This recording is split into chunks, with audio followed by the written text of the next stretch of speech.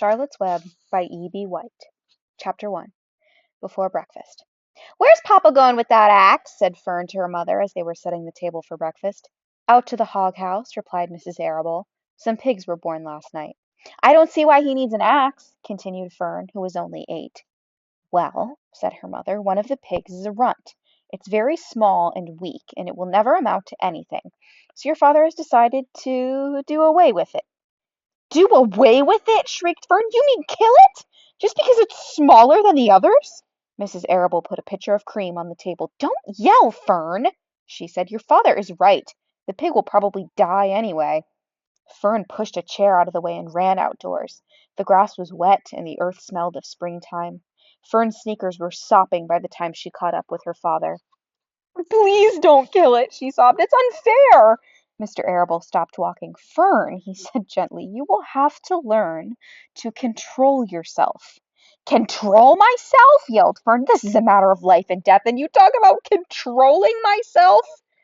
Tears ran down her cheeks, and she took hold of the axe and tried to pull it out of her father's hand. "Fern," said Mr. Arable, "I know more about raising a litter of pigs than you do. A weakling makes trouble. Now run along." "But it's unfair," cried Fern. "The pig couldn't help being born small, could it? If I had been born very small at birth, would you have killed me?" Mr. Arable smiled. "Certainly not," he said, looking down at his daughter with love. "But this is different. A little girl is one thing, a little runty pig is another." "I see no difference," replied Fern, still hanging on to the axe. "This is the most terrible case of injustice I ever heard of." A queer look came over John Arable's face. He seemed almost ready to cry himself. "All right," he said. "You can go back to the house, and I will bring the runt when I come in. I'll let you start it on a bottle like a baby. Then you'll see what trouble a pig can be." When Mr. Arable returned to the house half an hour later, he carried a carton under his arm. Fern was upstairs changing her sneakers. The coffee table was set for breakfast, and the room smelled of coffee, bacon, damp plaster, and wood smoke from the stove. "Put it on her chair," said Mrs. Arable. Mr. Arable set the carton down at Fern's place. Then he walked to the sink and washed his hands and dried them on the roller towel. Fern came slowly down the stairs. Her eyes were red from crying. As she approached her chair, the carton wobbled and there was a scratching noise. Fern looked at her father. Then she lifted the lid off the carton. There, inside, looking up at her, was the newborn pig. It was a white one. The morning light shone through its ears, turning them pink. "He's yours," said Mr. Arable, "saved from an untimely death. And may the good Lord forgive me for this foolishness." Fern couldn't take her eyes off the tiny pig. "Oh," she whispered. "Oh, look at him. He's absolutely perfect." She closed the carton carefully. First she kissed her father, then she kissed her mother, then she opened the lid again, lifted the pig out, and held it against her cheek. At this moment her brother Avery came into the room. Avery was 10. He was heavily armed, an air rifle in one hand, a wooden dagger in the other. "What's that?" he demanded. "What's Fern got?" "She's got a guest for breakfast," said Mrs. Arable. "Wash your hands and face, Avery." "Well, let's see it," said Avery, setting his gun down. "You call that miserable thing a pig? That's a fine specimen of a pig. It's no bigger than a white rat." "Wash up and eat your breakfast, Avery," said his mother. "The school bus will be along in half an hour." "Can I have a pig too, Pop?" asked Avery. "No, I only distribute pigs to early risers," said Mr. Arable. "Fern was up at daylight trying to rid the world of injustice.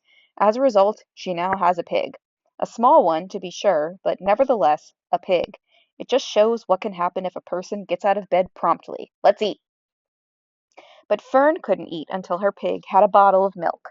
Mrs. Arable found a baby's nursing bottle and a rubber nipple. She poured warm milk into the bottle, fitted the nipple over the top, and handed it to Fern. "Give him his breakfast," she said. A minute later, Fern was seated on the floor in the corner of the kitchen with her infant between her knees, teaching it to suck from the bottle. The pig, although tiny, had a good appetite and caught on quickly.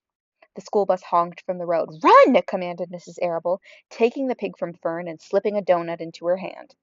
Avery grabbed his gun and another doughnut. The children ran out to the road and climbed into the bus. Fern took no notice of the others in the bus. She just sat and stared out the window, thinking what a blissful world it was, and how lucky she was to have entire charge of a pig. By the time the bus reached school, Fern had named her pet, selecting the most beautiful name she could think of. "Its name is Wilbur," she whispered to herself. She was still thinking about the pig when the teacher said, "Fern, what is the capital of Pennsylvania?" "Wilbur," replied Fern dreamily. The pupils giggled. Fern blushed. Chapter 2. Wilbur. Fern loved Wilbur more than anything. She loved to stroke him, to feed him, to put him to bed. Every morning as soon as she got up, she warmed his milk, tied his bib on, and held the bottle for him. Every afternoon when the school bus stopped in front of her house, she jumped out and ran to the kitchen to fix another bottle for him. She fed him again at supper time and again just before going to bed. Mrs. Arable gave him a feeding around noontime each day when Fern was away in school. Wilbur loved his milk, and he was never happier than when Fern was warming up a bottle for him. He would stand and gaze up at her with adoring eyes. For the first few days of his life, Wilbur was allowed to live in a box near the stove in the kitchen. Then, when Mrs. Arable complained, he was moved to a bigger box in the woodshed. At 2 weeks of age, he was moved outdoors. It was apple blossom time, and the days were getting warmer. Mr. Arable fixed a small yard specially for Wilbur under an apple tree, and gave him a large wooden box full of straw, with a doorway cut into it so he could walk in and out as he pleased. "Won't he be cold at night?" asked Fern. "No," said your father. "You watch and see what he does." Carrying a bottle of milk, Fern sat down under the apple tree inside the yard.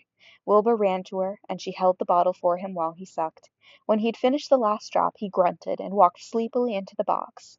Fern peered through the door. Wilbur was poking the straw with his snout. In a short time he had dug a tunnel in the straw. He crawled into the tunnel and disappeared from sight, completely covered with straw. Fern was enchanted. It relieved her mind to know that her baby would sleep covered up and would stay warm. Every morning after breakfast, Wilbur walked out to the road with Fern and waited with her till the bus came. She would wave good-bye to him, and he would stand and watch the bus until it vanished around a turn. While Fern was in school, Wilbur was shut up inside his yard. But as soon as she got home in the afternoon, she would take him out and he would follow her around the place. If she went into the house, Wilbur went too. If she went upstairs, Wilbur would wait at the bottom step until she came down again. If she took her doll for a walk in the doll carriage, Wilbur followed along. Sometimes on these journeys Wilbur would get tired, and Fern would pick him up and put him in the carriage alongside the doll. He liked this, and if he was very tired he would close his eyes and go to sleep under the doll's blanket. He looked cute when his eyes were closed because his lashes were so long.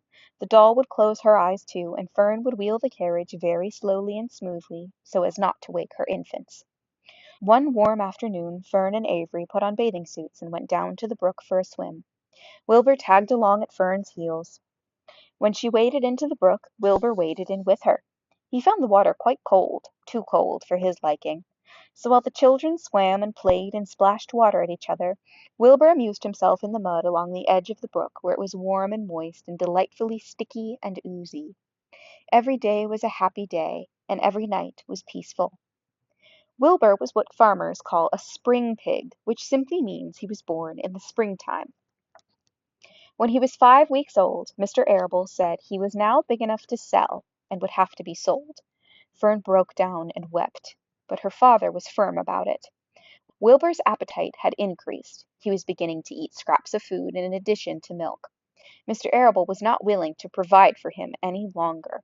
He had already sold Wilbur's 10 brothers and sisters. "He's got to go, Fern," he said. "You've had your fun raising a baby pig, but Wilbur is not a baby any longer, and he's got to be sold."